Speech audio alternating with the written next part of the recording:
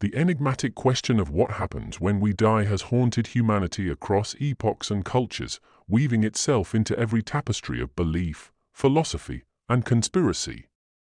The whispers of forgotten ancient texts and the ponderings of the greatest minds have led us to a fragmented mosaic of possibilities, each more mysterious than the last. One of the earliest mentions of life after death comes from the Egyptian Book of the Dead, a compendium of spells and guides to navigate the afterlife. This book, also known as the Book of Coming Forth by Day *, detailed a cosmic court where the deceased's heart would be weighed against the feather of Ma'at, the goddess of truth and harmony. But is this just mythology, or could it be a metaphorical representation of a higher dimensional process involving judgment and transformation? Conspiracists argue that the elaborate mummification practices and tomb inscriptions were not merely rituals but contained encrypted instructions on how to ascend to another plane of existence, instructions allegedly derived from extraterrestrial visitors. Similarly, the ancient Vedic texts of India, like the Bhagavad Gita present a concept of death as a mere transition, where the soul, Atman, sheds its mortal body like old clothing, only to take on new forms through reincarnation. The philosophy here is deeply tied to karma, suggesting a cosmic bookkeeping system that decides one's next existence. But here's where it gets strange. Some esoteric circles claim that the detailed descriptions of the astral worlds in the Vedas might be evidence of ancient civilizations possessing advanced knowledge of quantum mechanics and parallel dimensions. Could it be that our ancestors understood the multiverse better than we do today? Greek philosophers, too, delved into the mysteries of death. Plato, in his Myth of a recounted a tale of a warrior who glimpsed the afterlife before returning to the realm of the living. The story describes celestial spheres, rivers of forgetfulness, and a process of soul selection, a cycle of reincarnation eerily similar to modern near-death experience narratives. But what if Plato wasn't merely crafting allegory? Some conspiracy theorists suggest that these accounts were derived from initiation rituals in the Eleusinian Mysteries, where participants consumed psychoactive substances that temporarily dissolved the veil between life and death. Throughout history, the theme persists: death is not an end, but a threshold. This belief was carried forward by the alchemists of the Middle Ages, who sought the Philosopher's Stone, a substance believed to grant immortality and spiritual enlightenment. Figures like Nicholas Flamel were rumored to have deciphered ancient Hermetic texts, learning secrets of resurrection and transmutation. Some suggest that the alchemist's true goal was not material gold, but the metaphorical gold of the soul, unlocking the secret of eternal consciousness. And then there's the Tibetan Book of the Dead or Bardo Thodol a text that offers a detailed guide to the intermediate state between death and rebirth. Its vivid descriptions of radiant lights, wrathful deities, and terrifying visions are believed to correspond to different phases of the dying process. Conspiracists propose that this knowledge was not merely spiritual but scientific, perhaps insights left behind by a technologically advanced civilization that understood the brain's biochemical response to death. As we move into modern times, the fascination doesn't wane.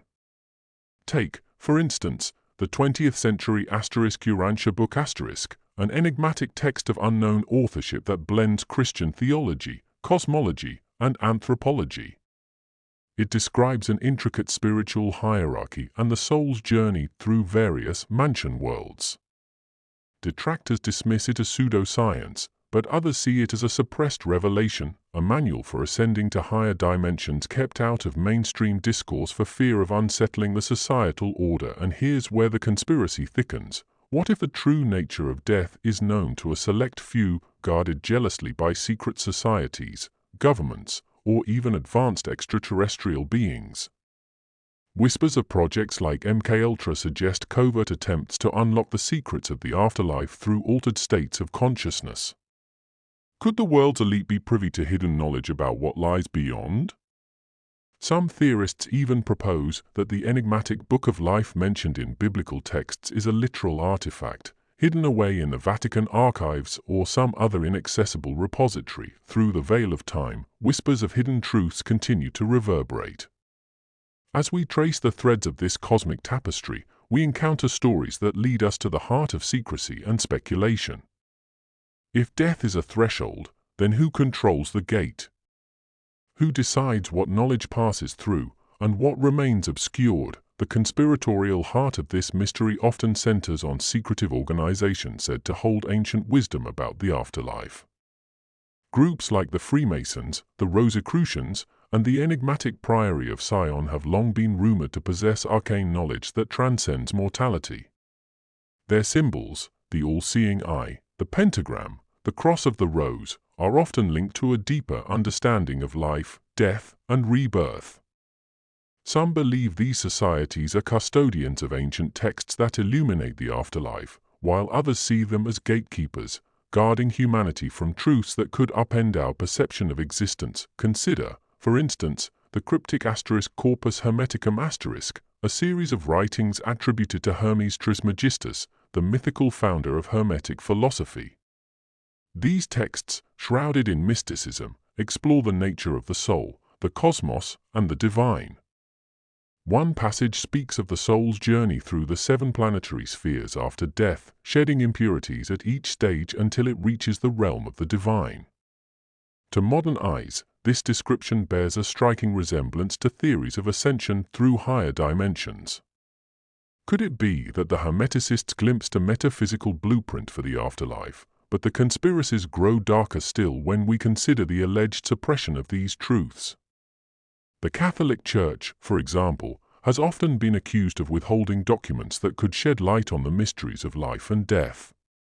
The Vatican's secret archives, a repository of centuries-old manuscripts, are said to contain writings that challenge the Church's official doctrines.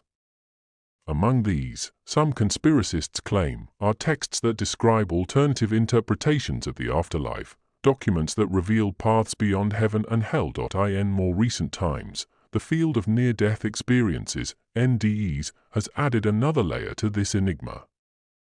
Thousands of individuals who have been declared clinically dead, only to return to life, recount eerily similar experiences: tunnels of light, encounters with deceased loved ones, a sense of overwhelming peace. Scientists often explain these phenomena as the brain's final burst of activity during the dying process, but others see them as glimpses into another realm. Could NDEs be the modern-day equivalent of ancient visions, a fleeting moment when the veil between worlds is lifted? Here, too, conspiracy theories abound. Dr. Raymond Moody's groundbreaking book, Life After Life *, which brought NDEs into public consciousness, sparked a wave of curiosity and skepticism. Some accuse governments of covertly studying NDEs in secret programs, seeking to understand or even manipulate the transition between life and death. Projects like the CIA's infamous MKUltra have fueled these suspicions, suggesting a shadowy intersection between science, mysticism, and power. As we continue to unravel the secrets of what happens when we die, we are faced with yet another layer of mystery, one that challenges our perceptions of reality and beckons us to question everything we think we know. Could it be that the ultimate truth about death has been hidden in plain sight, encrypted within ancient symbols, folklore, and even our dreams? Or is it possible that our modern understanding of death is merely a shadow of a far greater cosmic narrative? Consider for a moment the recurring symbols of transformation and rebirth across various cultures. The Ouroboros, the serpent devouring its own tail, represents the eternal cycle of life, death, and rebirth, a concept echoed in the phoenix, the mythical bird that rises from its ashes. Could these symbols be remnants of a forgotten wisdom, a universal truth whispered through the fabric of human consciousness? One particularly fascinating hypothesis posits that death itself may not be an event, but a process, a journey across multiple planes of existence.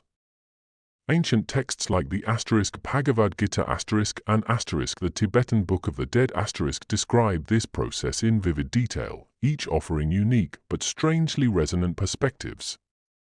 Meanwhile, contemporary theories of quantum physics suggest the possibility of parallel universes and alternate dimensions, where consciousness might continue its journey beyond the constraints of the physical body. But here's where things take an unexpected turn. Some theorists suggest that the veil between life and death is not a natural boundary, but a construct, one intentionally designed to keep us tethered to this reality.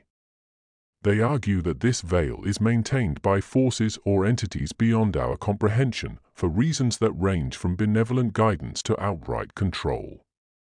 Could it be that the ancient texts and rituals we've explored are not merely spiritual practices, but attempts to pierce this veil and glimpse the truth beyond? Now, let's turn the question to you, dear viewer. What do you believe happens when we die? Do you resonate with the idea of reincarnation, where the soul cycles through various forms and experiences? Leave your thoughts on the comment section.